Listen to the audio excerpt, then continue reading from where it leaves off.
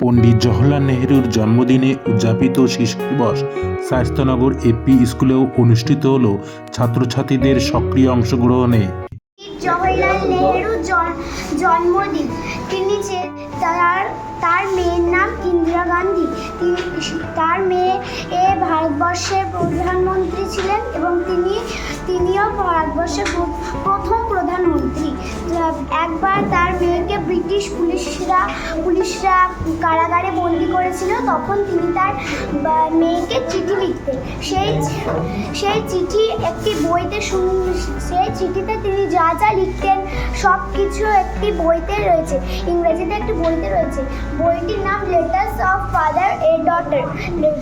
সে বলতেন যে শুধু পাঠ্য বই থেকে পড়াশোনা হয় না, বাইরের আশেপাশের প্রকৃতি, পাড়া, রাজ্য এগুলো চেনা খুব দরকার। 10-9 শিশুদেরও জিজ্ঞেস করলে তারা জিজ্ঞেস করলে তখন বলবে ডিম, মাংস, বিরিয়ানি এগুলো বলবে। কিন্তু একটি ছোট বাচ্চাকে জিজ্ঞাসা করলে, পিপি নার্সারির বাচ্চাকে জিজ্ঞাসা করলে যে তুমি কি দিয়ে খেয়েছো, তখন সে বলবে আমি ডাল আলু এই ভাত এগুলোই বলবে। তাই তিনি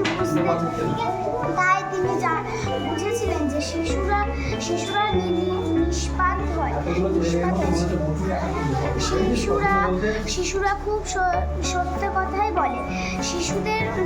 তাই তিনি খুব যত্ন করতেন। তিনি শিশুদের কোলে করে নিয়ে প্রশ্ন জিজ্ঞাসা করতেন এবং উত্তর শুনে তিনি খুব খুশি হতেন।